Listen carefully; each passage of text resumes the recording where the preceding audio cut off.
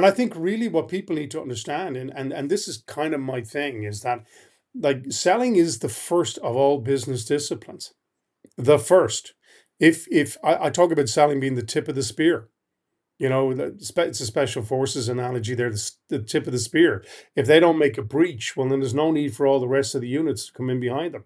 So if Mm. sales doesn't make a breach in a client or a customer base, there's no need for marketing, no need for finance, production, manufacturing, HR, learning and development, any of them, unless we make that particular first case.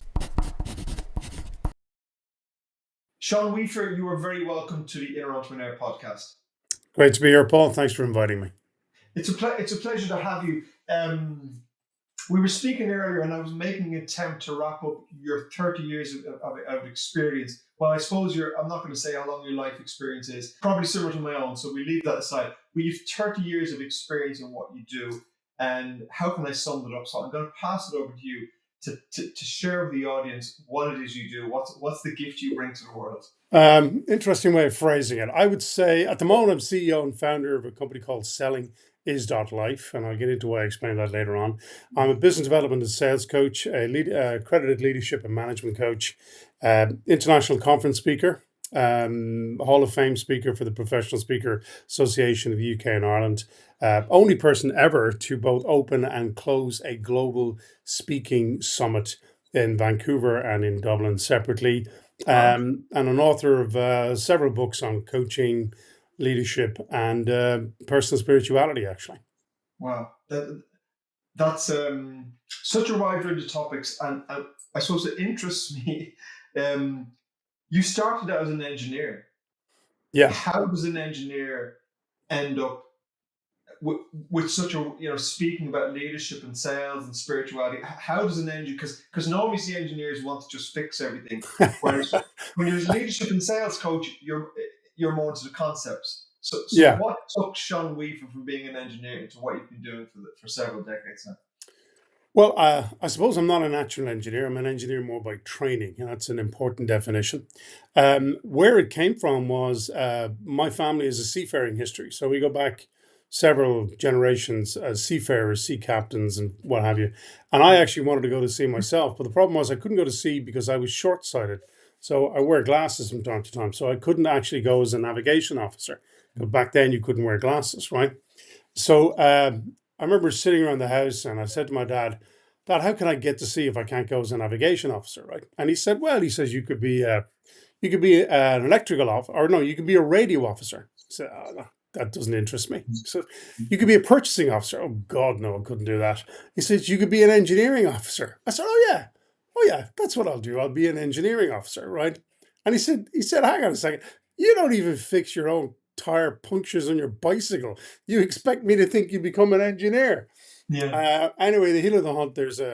You have to go through interviews and qualifications and all that sort of stuff. But it shows you the power of focus, because I got one of the 20 scholarships out of about 2,000 applicants to be a marine engineering officer, to go to college to study engineering for 3.5 years, and then go to sea for a couple of years afterwards. So it just shows you that when you focus your intention and you focus your emotion on the intention, you can make things manifest at the end of the day. So I went to engineering school, and then went to sea for a couple of years as a marine engineer, as a merchant navy officer.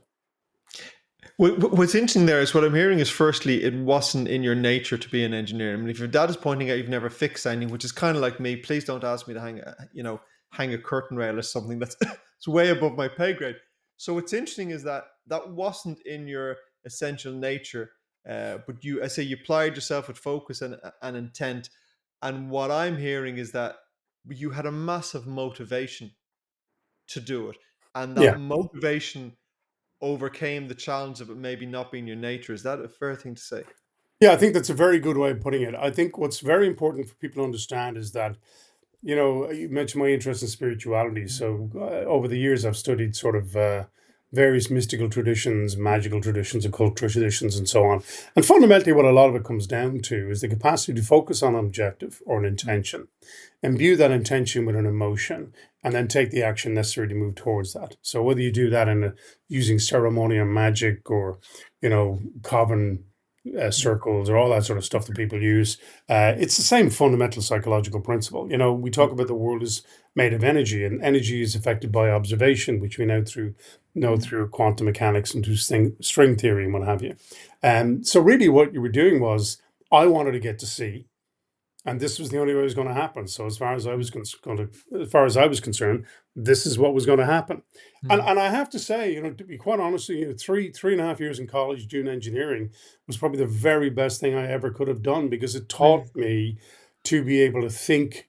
Not that I couldn't think logically and sequentially before, but it taught me the importance of planning, structure, preparation, methodology. And so a lot of my global thinking, which I do obviously apply to sales and leadership, um, was able to be, and actually, I think this is why my sales training, for example, goes down so well. I run a program called the High Trust Advisor, as well as the Selling Is Life program, um, is because I take very complex concepts in communications, and influence and persuasion, and I break them down into actual steps or tools or triggers, that if you do this, or you ask this question, or you take this position, this is what the outcome of that is going to be. So Mm. basically, I've broken what are normally very complex concepts, like the art and science of sales, or the art and science of business development, or communications in general, into very practical steps and very, very applicable um, skill sets, which are easy to comprehend, easy to use, and deliver result. And I put down my education as an engineer specifically, to I got that ability from being trained as an engineer. I suppose as an engineer, you get to understand that everything everything has to be in its place in the order. Everything has a purpose and a function. And if you don't put everything in its place, machine or whatever just doesn't work. And I am the opposite to an engineering mind, but I do appreciate that in most things is like there's a recipe for most things, even for those of us that don't love structure. There is a recipe for most things, and if you don't kind of come in and around that recipe, you're not going to like the cake that you're baking.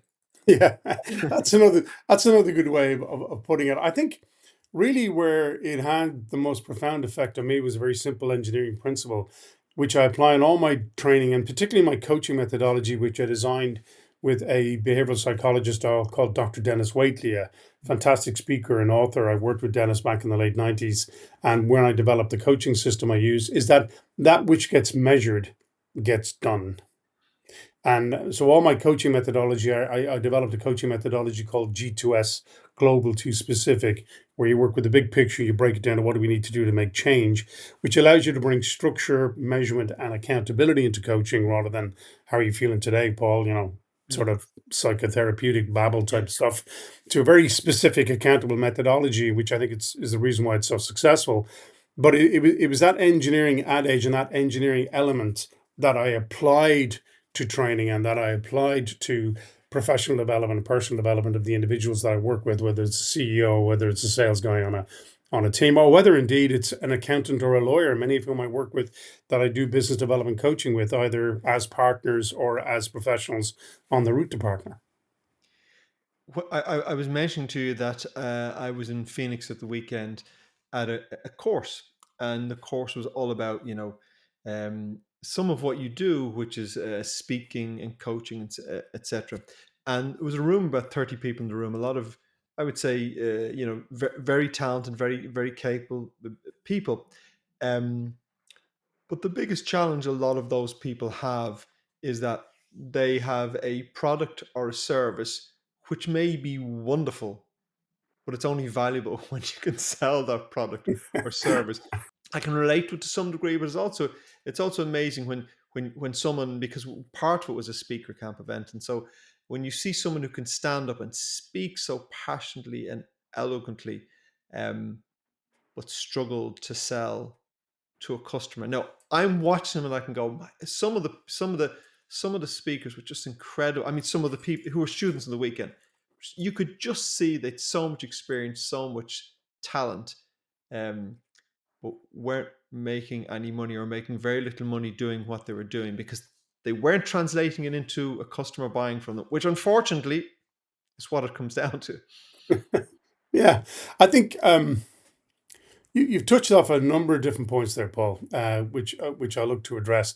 I think the first thing is that, particularly when you work with professionals or people with expertise, um, say accountants or lawyers, for example, or engineers, or indeed anybody in that particular case, is there's a natural assumption that my knowledge and expertise should make the sale for me. Right. Well, I'm this good, therefore Yes. they should Okay. use me, Yeah. right? Okay. The only case that exists in is when you're a brain surgeon or a heart surgeon. I Yeah. don't care what an asshole you are. Yeah. Fix me. Yeah. If you're the Yeah. best of being the brain surgeon and I need a brain surgeon, whatever, right? Yeah. Yeah. But if Yeah. you're an accountant, a lawyer, engineer, or architect, or anybody of any other coaches Mm. particularly, really woeful they're really bad at selling their service, and the reason is they assume that, well, I'm an expert at what I do, I spent years studying, I've read these books and blah blah blah, and therefore people should come to me for my expertise. No, that's not going to happen unless you can convert your expertise into influence, right? In other words, make it meaningful and communicate it in a way that's meaningful to the people that you want to sell it to, unless you specifically focus it on resolving a specific pain point that people see value in and see your solution as the best way of making that happen, then you don't have a mutually beneficial relationship. You don't present your value, person doesn't see your value, and then you don't create this mutually beneficial relationship. I mean, the reality is you can be brilliant at what you do, short of being the same, as I said, a brain surgeon or heart surgeon. But if I don't like you, if I don't know you, I don't trust you, I don't understand you, I'm not going to hire you. It's as Mm. simple as that, right? And I think a lot of problem that extends from that, it comes from the mindset people have about sales.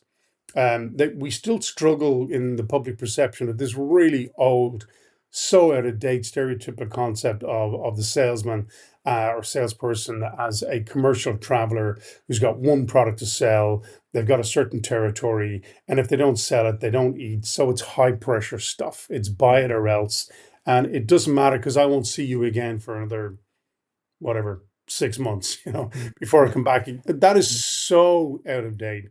Mm. But it exists in our cultural Mm. stereotype, if you will. And I think really what people need to understand, and this is kind of my thing, is that like selling is the first of all business disciplines. The first. If I talk about selling being the tip of the spear, it's a special forces analogy. They're the tip of the spear. If they don't make a breach, well, then there's no need for all the rest of the units to come in behind them. So if Mm. sales doesn't make a breach in a client or a customer base, there's no need for marketing, no need for finance, production, manufacturing, HR, learning and development, any of them, unless we make that particular first case. And I deliberately named this. I have this 3-month program and community called Selling is Life, because selling is life, right? And it's something we were doing since we were born. People ask me, are salespeople born or are they made? I said every single person in the world is a born salesperson, because Mm. if you didn't sell your value to your parents as a baby, if you couldn't form an emotional attachment, you wouldn't get looked after, so you wouldn't be here. We just forget, right? We forget that fundamentally selling is something we do every day. If Mm. you've ever convinced your parents to let you stay up late on a school night, that was Mm. a sale, right? Mm. If you Mm. ever got a date, that was a sale. You ever got a job interview, that was a sale. It was where you projected your value, it met their need, and there was a mutually beneficial relationship came out of the process. And that's why selling is life. Everything we do is fundamentally about sales. Selling at its core is an emotional exercise, or an exercise in emotion. That's fundamental. Logic has very little to do with selling. In fact, some of the research we talk about was done by a guy called Professor Gerald Zaltman, who is in Harvard, who talked about a buying decision is 95% emotional and only Mm. 5% logical. So it's a powerful emotional element, and the biggest emotional problem with that is that people. You talked about people who struggle to sell their services, is they think that they're selling themselves. You're Mm. not. You're selling a product. Unless you think about yourself as a product, or your service as a product, or the solution it provides, then you'll always struggle to sell, and you'll always struggle to place a value on it. One of the challenges that came up on the weekend away was people connecting themselves to their product or service. Now, that could be I'm selling you this glass of water, or it could be I'm selling you myself as a coach, what you're doing in your situation. And the challenge was that they were too tightly connected with it. So I go to sell Sean my services, and Sean says no. I take that, I'm offended. I take personal. The fact is, Sean may or may not think I'm a great guy, but doesn't want to buy, just doesn't want a glass of water at the moment, or doesn't want my service, and so a big issue around rejection came up, and then the guy who was leading us he outlined these 5 fundamental experiences we have as children, and for 80% of us, he said, we experience rejection, and we experience rejection usually from a parent, which doesn't mean it's not we had a negative parent, but parents by their nature will reject some part of us because they don't want our behavior or whatever. So we interpret that as a child as rejection, and then we adapt to that to avoid rejection because it doesn't feel good. And he's going, well, that's all fine because you were 3 years of age and you made this decision. Now you're 40 years of age. You've forgotten that decision, so it's subconscious, but you're now living your entire life based on a choice you made at 3 years of age, which is, if I try and sell my services, I will be rejected. And I thought it was a real insight, because I think fundamentally, and I'm offering an opinion here, and I don't consider myself a good salesman, and I've never tried to train anyone in sales, so I'm really interested in your feedback.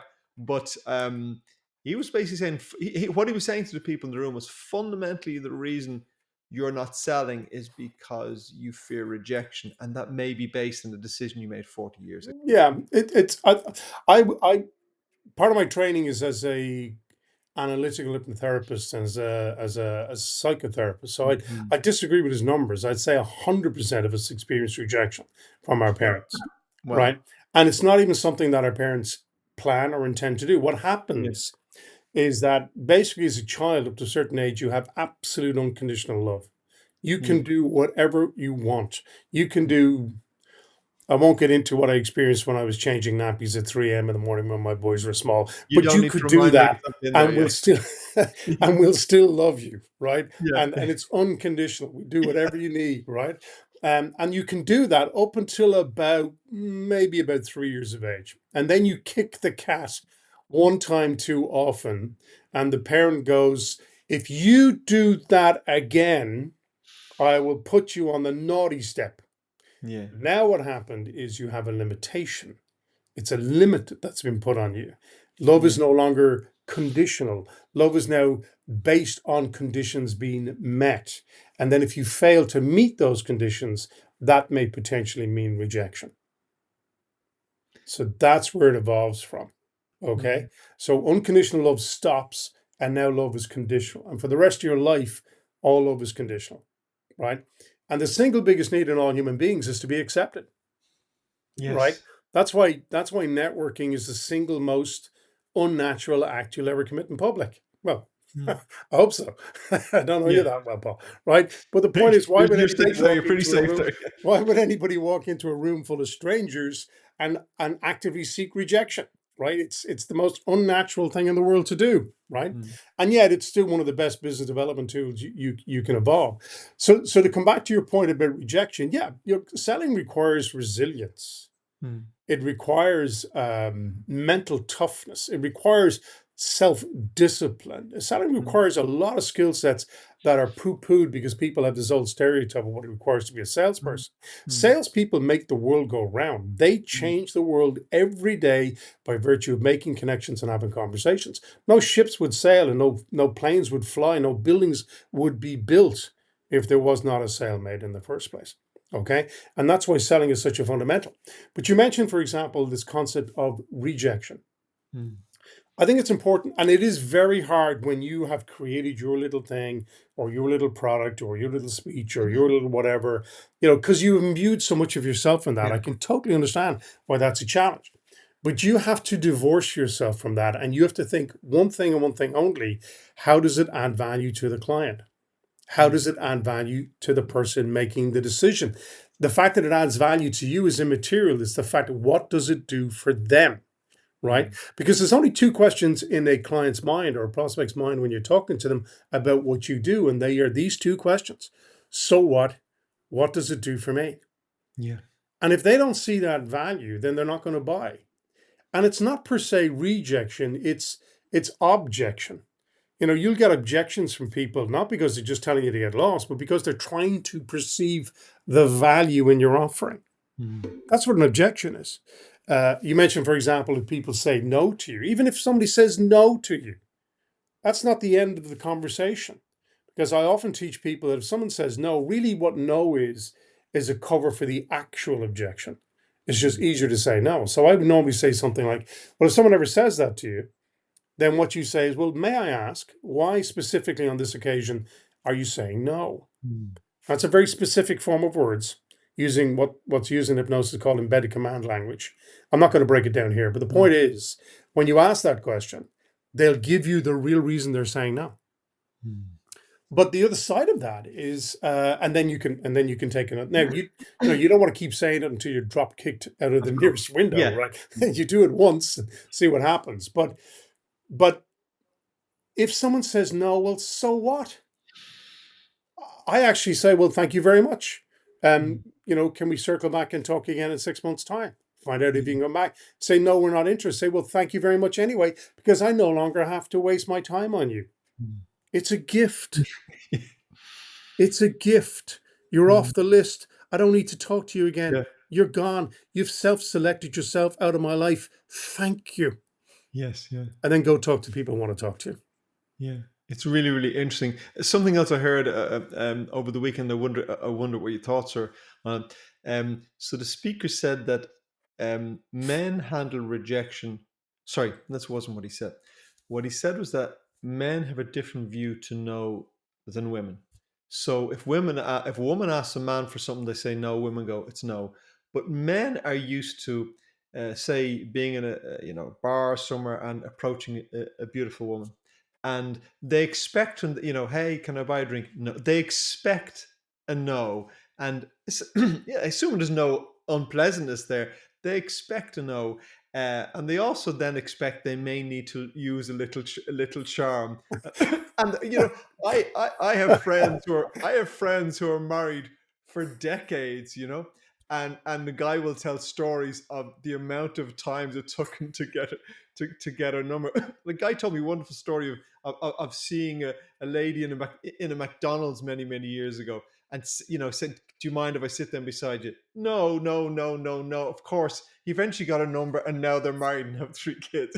So he said that men see no as a negotiation, and women don't. We have to be Well, very careful here now. I don't know about the guys you hang out with. Right. But my rules are very simple. Actually, I say it, I say in social engagement, if a woman says no, she means no. Take it as Yeah, a no, walk away. yeah, Right. yeah. And I'm very strict about that. Right. We Yeah. live in very sensitive times. We do now, Right. absolutely. Yeah, yeah. We live in very sensitive times. Mm. It's not like it was for you and me maybe 20 years ago. Yeah, People are more precious about themselves. So my yeah, attitude is fine. They say no, say yeah, no. yeah. There are lots of others to talk to. Exactly. Yeah, Right? But in business, no. So I always say if a woman says no in social situations, she means mm. no. Take Yeah. her out of word and move on. Of Okay. course, it's a good And situation. if it was part of a millions of years of courting ritual that women have used in the past, well, because the new rules are in place, they're going to have to change their behaviors. It is Yeah, what it is, right? Um, just as we have to change our behaviors, absolutely. Yeah. quite understandably and ethically and correctly, right? Mm. Um, but in business, a no is really just a cover for an objection. They Mm. haven't given you the real objection. So you Yeah. definitely need to pursue it in that case. And I would say another reason for in business specifically is that one of the biggest challenges we face in modern business is gaining the attention of people, even just to be able to pitch your idea to them, even if it's Mm. a massive benefit to them. If they don't see that benefit, you're not going to get that time and attention. I always talk to people I work with that share of attention equals share of wallet. So the more of somebody's attention you can win in a world where attention spans are more challenging to get, then you have got to be that much more eloquent, capable, and competent when you're actually physically in the meeting, and therefore you need to massively upskill your communications, influence, and persuasion skills to deal with things like when they say no and various other situations. One of the things I do say, though, just in terms of the attention issue, is that it's not true that attention spans are diminishing, right? I sat through 3 hours of a movie there last week. If I wasn't interested, I wouldn't have paid attention. If I'm interested, I pay attention.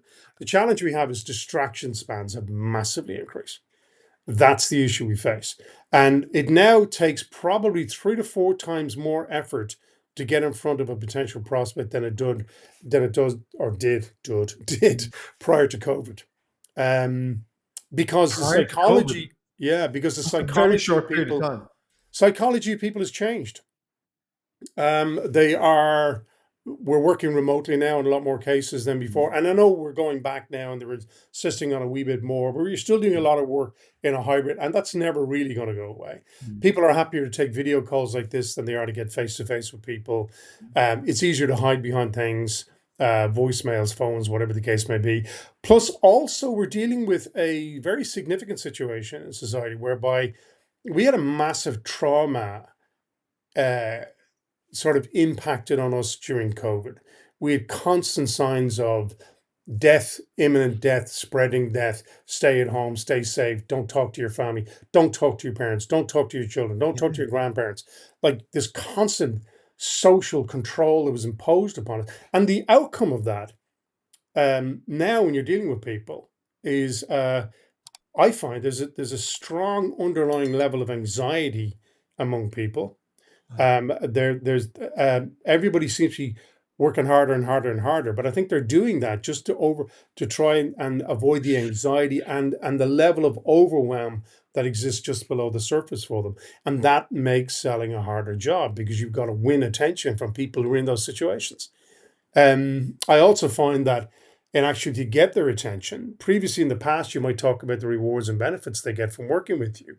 Now, just to get their attention, you've got to talk about the pain or the consequences if they don't pay attention. Mm. So it's flipped from working with people toward motivation to away from motivation because you have to leverage the pain point to get their attention. So the psychology has changed significantly over the last number of years. Well, I'm actually surprised to hear the psychology of a nation, maybe globally, has changed in such a short, because that's a really short period of time to Yeah, change. but it was a very condensed period of time. Yeah, and a massive impact. Some people were isolated in their apartments Mm. for a year Yes, yeah. on their own, no human connection. You were living in a house with people, the stresses. There was an extraordinary level of tenseness, anxiety, nervousness, fear that was both present and installed. Yeah. I firmly believe was actively installed in order to manage and control populations. It was there. Mm. Um, Yes, it was uh, necessary, maybe. Well, well, yeah, necessary, maybe, I suppose, yeah, because I mean, we were seeing, images of bodies being taken out. I mean, I'm not an anti-vaxxer, whatever. I took all no, my but it was terrifying at the Judas and time. what have you. But there was a high level of fear installed in people, Yeah. um, which was a means of social control. And Mm. what we're living with is the unrealized consequence of that at the present time. Mm. Yeah, Like my wife is a speech and language therapist, and she works a lot with kids who got speech and language difficulties. mm, And she'll tell you that a lot of kids are delayed because they never had any interaction with other kids when they were small. mm, On average, they're 2 years, she wouldn't say this, I would say this. They're a year or two younger than their actual age in terms of their emotional awareness, their engagement with other kids because they didn't have play dates. They didn't go to school. They didn't mix with other kids. So their language and their speech and stuff like that tends to get delayed. Plus the overly prevalent use of screens and pads and phones and things with kids. They're missing that person to person contact with parents or siblings. yeah, it's very, very, very interesting. I've had a meditation practice for about 40 years, and it's a big part of my life, big part of my day. So I start. I started this morning first with a breath practice, and then I do a meditation practice, and that sets me up for the day. And I'm very purposeful about doing that because it depends on I'm working on it. Even I'm recording something like this. I always feel the most important thing for me is to be calm and present. So when you come on the screen, if I'm distracted, then I'm not paying attention to you. How's it going to be? How's it going to be a good interview? Um, if I'm well prepared, no matter what I'm engaging in, now I'm sitting here present, and all I'm doing is paying attention to Sean, what he has to say, and hopefully it makes for a better interview. So I would say I live in a calm household, maybe because of that. But what strikes me is I have noticed it recently over the past year or two, when I get to know other people well, the amount of anxiety I find around me is staggering. The amount of anxiety they're experience or within their family. And you're in a room with people, and the amount of them that have within their very tight family people suffering from severe anxiety issues. I don't know. I don't have the experience to know if that was the case pre-COVID, but certainly I'm witnessing that now. And because my world is a quite a balanced and calm world, that's not how I'm perceiving the world. Yeah. And then I sit in the room and I go, "Oh my God, it's all Yeah. around me." Yeah, it's similar. I use a self practice and a discipline that puts me into what I call the observer position. So I just Yeah. watch the world around me, but I try not to get involved. So, I don't deal with the regular cortisol injection that happens, or adrenaline injection that happens every morning, looking at American politics at the present time, for Yeah. example, or for that matter, global politics. It is literally political theater. Mm, Because you can really only control your immediate environment and what's going mm, on. So I mm, try, and it's not always possible. Obviously, you get triggered by things, mm, but I look. You talk about the inner entrepreneur. A lot of that is maintaining your internal stasis, your balance. In Japanese, they call that thing wa, or harmony. It's based at the lower part of the solar plexus. I studied Japanese martial arts for about 20 years, 20 odd years. And so I looked at the philosophy piece within that as well. And you do, you can see it there. You can see it sometimes in the almost this urgent need to be busy all the time, or to be seen to be busy, or doing something. mm. That capacity to sit still, even using your phone, and I'm guilty of it myself. I'll Of course, scroll, we all are. but even the concept of scrolling, I mean, that's socially engineered to ensure that you're active while not being active, Mm, engaged while not actually learning anything, you mm, know uh, triggered while not actually being involved in the thing that's triggering you. mm, That's like, that is, if there's one thing I'd remove from society, it is social media. mm, I just kill it stone dead, because it is ma- absolutely having a horrendous impact on human capacity for thought, reflection, moderation, control, self discipline, and evolution. Because, you know, evolution comes from the capacity to have moments of quiet reflection. How can you ever learn if you don't reflect on yourself? If you don't learn from, that row you had with the missus the other day, what did you learn from that? What are you mm, going to do differently? How have you changed? If you just forget about it and just go back into doing things that distract you, then you never evolve. You never become, what was known as the Adam Cadmon, the perfect man or woman, as the case may be. For me, life is a journey of, there's no such thing as perfect. You can't be perfect. And even if you're perfect, you rapidly become sterile, and so you stop being perfect, right? mm, So perfection is an advertising concept, right? For me, being perfect, you are perfect as you are in the moment that you're in, but you're also on a path to perfecting. So you're evolving more of your potential, more of who you are, more of that process. And I think people have been distracted by that because of what's happened over the last number of years, what's happening at the present time. And they've lost that sense of being aware of their own selves and being able to moderate themselves and regulate themselves. They are constantly stimulated by external stimuli, which is driving them around like one of those little games where they pull the ball and it bounces off all the bits and bobs.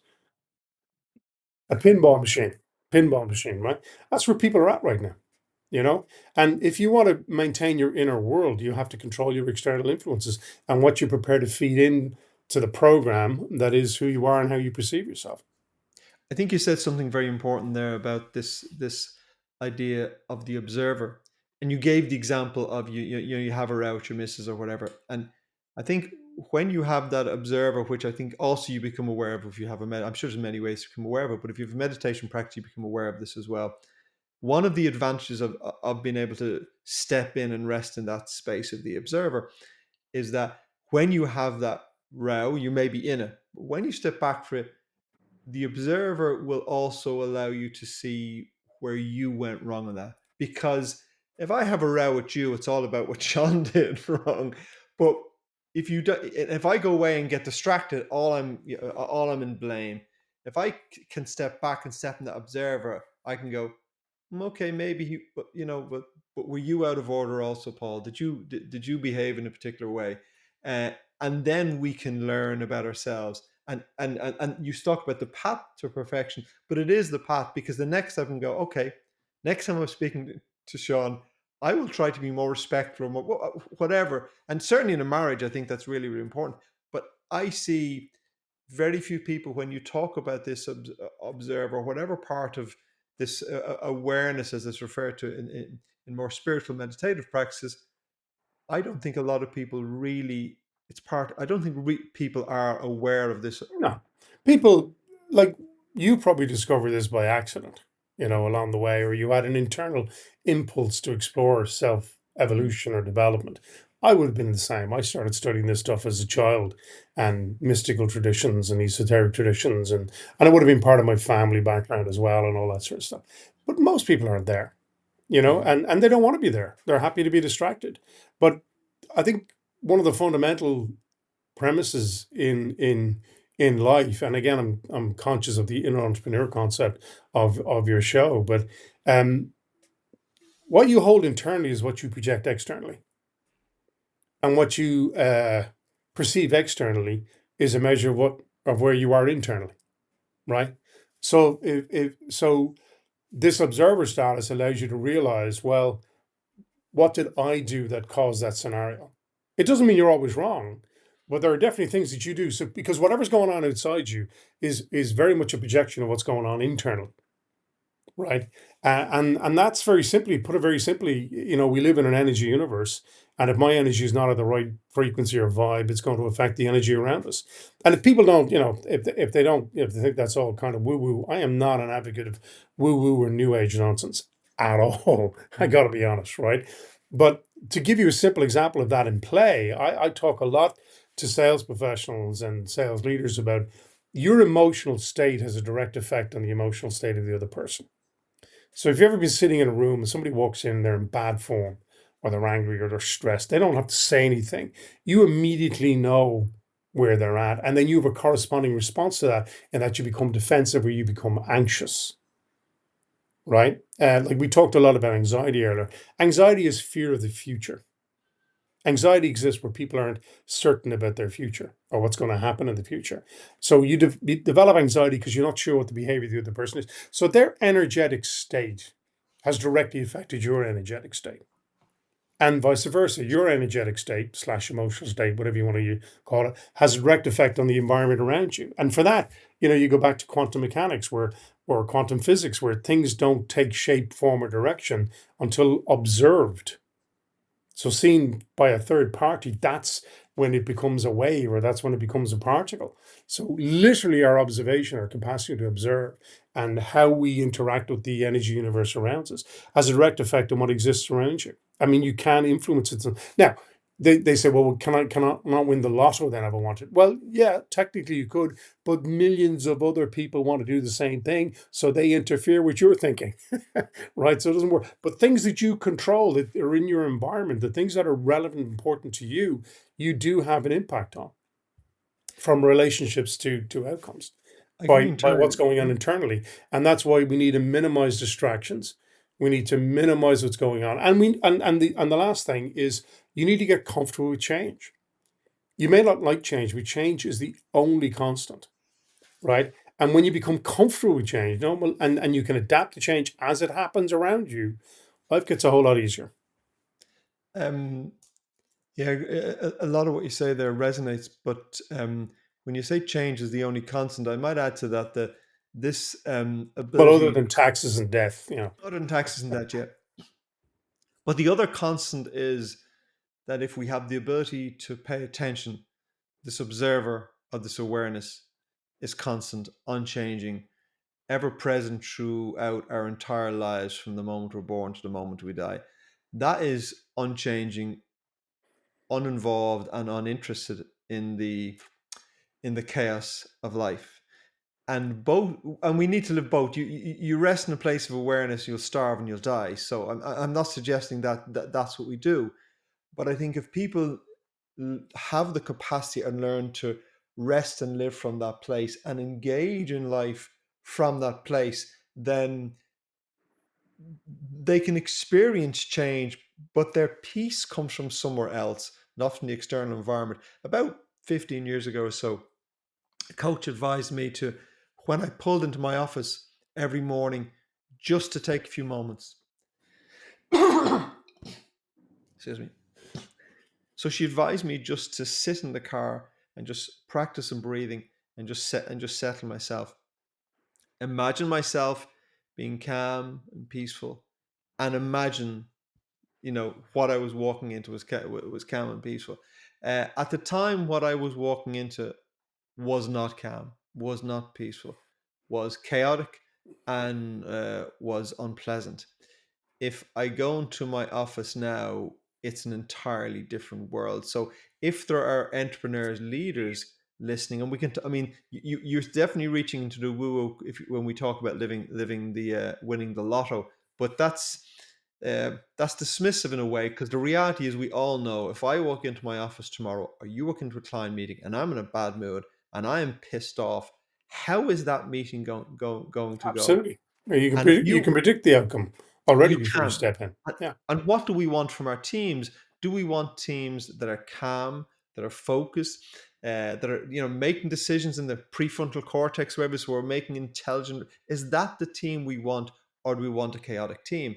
Um, but it has to start. It has to start with you and you. Yeah. And so Yeah. the inner entrepreneur part for me is that if I look at any degree of success in business, well, the first part of it is knowing what you want from your life and what you want from your business.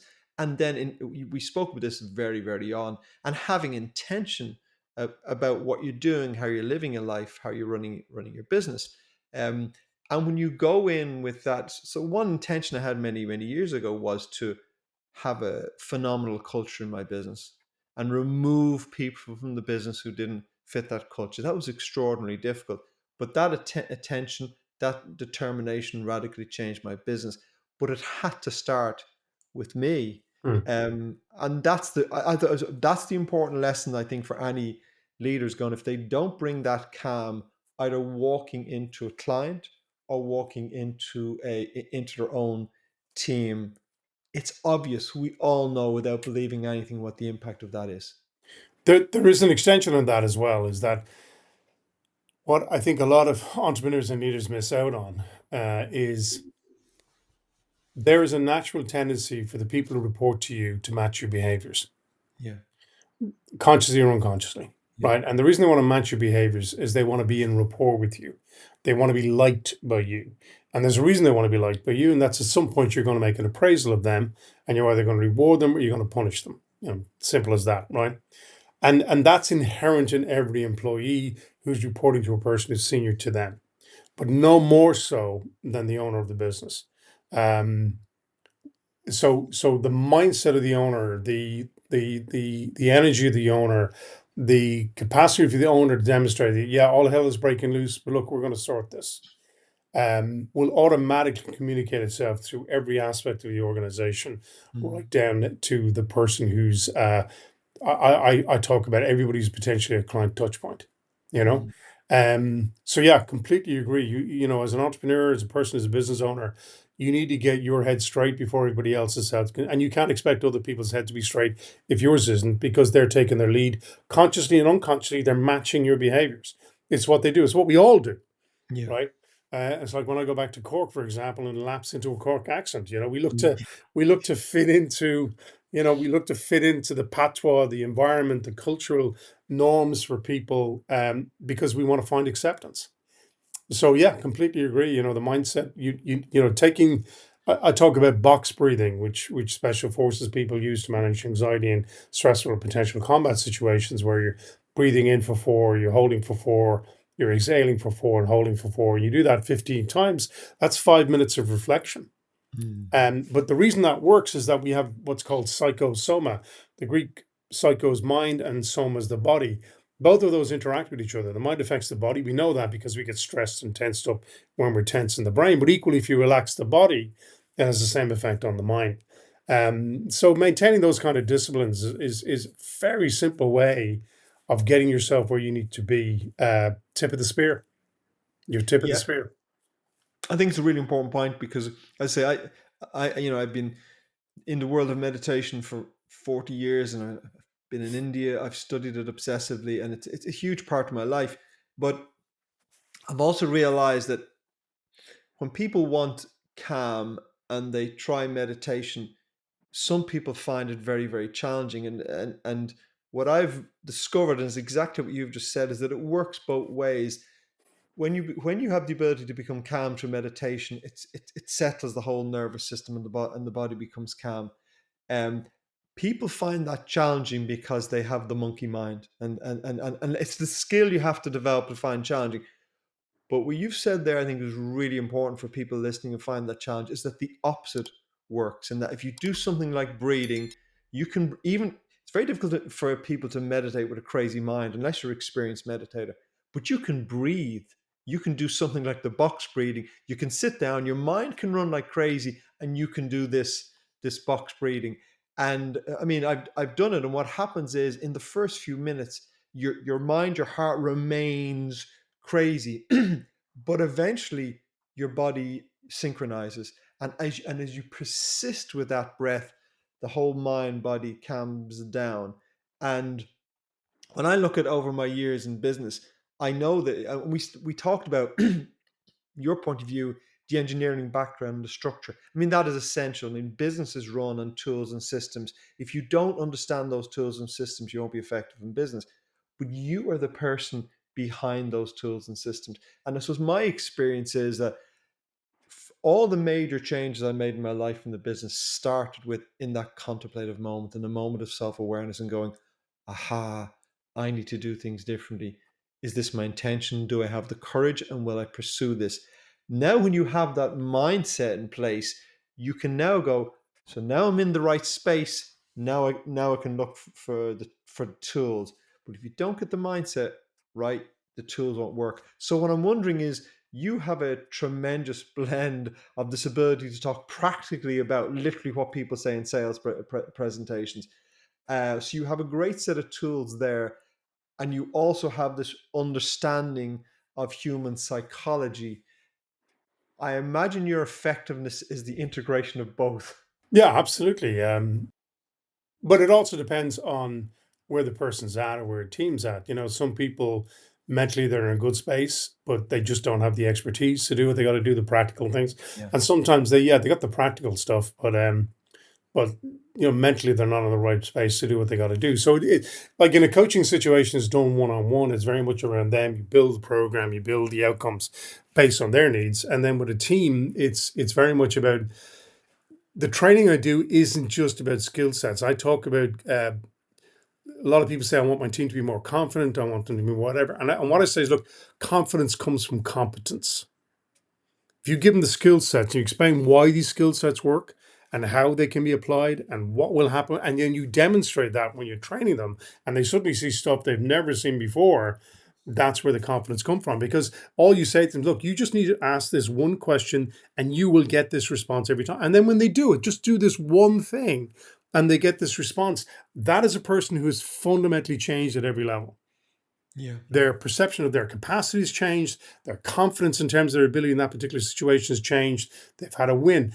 Everything comes from small, quick victories, because the brain is designed to learn from quick from moments. So either failures where we get feedback, because there's no such thing.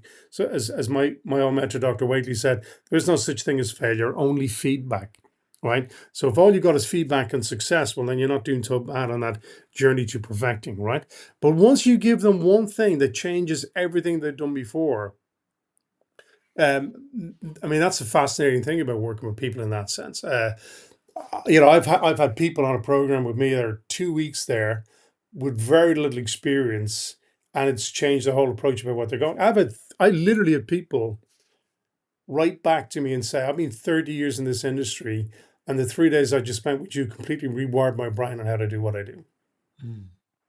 You know, so yeah, yeah, that's a very good way of putting it, Bon. Actually, it is the capacity to integrate the practical skill sets with the psychological, and I Mm. would say emotional aspects involved in Yeah. being successful at what you do. In a sense, it's psycho and soma again, right? The mental Mm. aspects with the physical aspect to be able to do what you got to do. It's that Mm. integration, it's that balance. Well, I think the integration is the balance, because that's the world of working with the inner entrepreneur and the outer entrepreneur. Because I don't believe, in, based on 40 years in business, I don't believe one works without the other. I don't believe my business will be successful if I sit at home and meditate all day.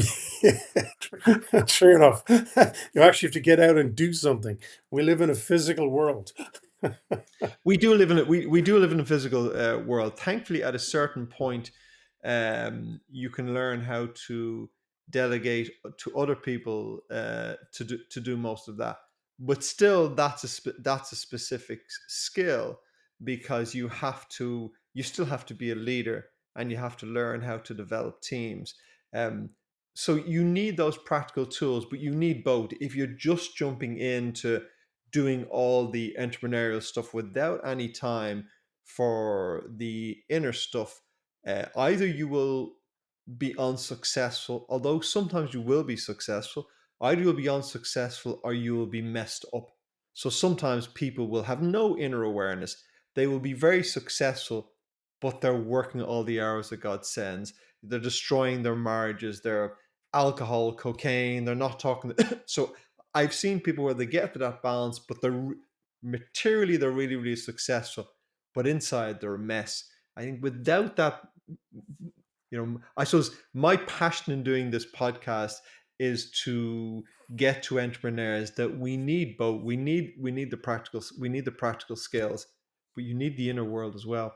Um, can you talk to us about some of the specific programs you offer and what's involved in those? What services you offer to business owners? Um, yeah, happy to. First of all, there is the 3 month community program called Selling Is Life. They can find out about that by going to that webpage. Fundamentally, what that is a 3 month program which provides supports sales managers and their teams. Uh, and the reasons it's targeted at sales managers and their teams is that often there's a massive challenge if you've been promoted into sales management, right? Because in sales management, your job is now, once you were a salesperson, now you're promoted to sales manager, you've now got to manage probably your own targets, but you've still got to develop the team. And yet you've no experience of doing that. You've probably Mm. very little management training, very little leadership training, and yet your responsibilities are never different. So what we find is there's a significant pain point in the hierarchy of sales, where you've got the sales team, you've got the sales managers, and then you've sales directors or CROs or whatever, who are more interested in strategy, who are more like the entrepreneurial sort of mindset in Yeah. terms of where they have to drive their business. So so actually, maybe if I hierarchy, we run a program called the High Trust Advisor program, which is skills training for sales teams. We run Selling Is Life, which is for sales managers, which coaches sales managers to train and coach their own teams. And because it's a continuous program, it's a long lasting impact. We also provide that for individual sales people who need to practice sales but have no skills. They can join as individual members and they get services there. And then lastly, we provide coaching at the top for leaders, which is one on one, specifically focused on their objectives and helping them with core elements like communications, speaking at conferences, which they need to do, and you know how important that is, stakeholder management, strategic development. So that's done one on one over a period of 3 or 4 months. We work with the sales managers to help them with their teams, and then we work with training the teams themselves in networking skills, advanced questioning skills, mindset, growth mindset and psychology, presentation, pitching, all that sort of stuff. And all of that is based on the fact it's all cutting edge. It's all based on what's happened over the last number of years and how we need to address the marketplace now as opposed to before. I was sitting in a meeting just yesterday morning with two CEOs, business owners, and we're having lots of very interesting kind of philosophical conversations about life and business. and one of them had a small book on his desk, and he picked up the book and said that, I don't know how long it is ago, but I think it's a long time ago, he'd worked with Sean Weafer, and you had Really? recommended. Now, I say a book. It was just a notebook. It was just a notebook that you had recommended that he buy this a notebook and start noting all these ideas and thoughts in. And I don't know how long it is since you. I'm obviously not going to say his name on the podcast, but Yeah, I don't obviously, know how yeah. long it is since you worked with him. I get the impression it might even be a decade ago. It might be a very, very, very It's long time. it's not it's not a even recently I've had three people come back to me. One person came back to me yesterday. I worked 15 years ago with. Yeah. I get people coming back from my dim and distant past Well, and the other thing from he time did to then, time. we were talking about some principles and values and goals and purpose and all of these sort of things, and he leafed back to when he had first worked with you, and you had told him, I think at the time, to focus on three things only, to focus on three things. I'm not sure if your methods have changed. If you'd focus on three things, and you read out to us what those three things were, um, and each of those three things, interestingly, two of them had changed now because it was a long time ago. But the focus on each of those three things had a big impact on his life. Hence why probably a couple of months ago he said to me, "You have to get Sean Weafer on the podcast." So to I suppose to anyone listening who's pondering, do I need to talk to this guy about my sales team or my business? I haven't worked with you. I haven't worked with you. But that certainly is a recommendation if someone 10 years later can refer Well, back to the work you did with them. So I'm always a great well believer. done on that. Well, thank you for that, Paul. That's a nice story. As I always say, I do hot coffees, not cold calls. So Yeah. if anybody ever wants to chat with me, just come on my website and book a half-hour Mm. virtual coffee with me. More than happy to chat.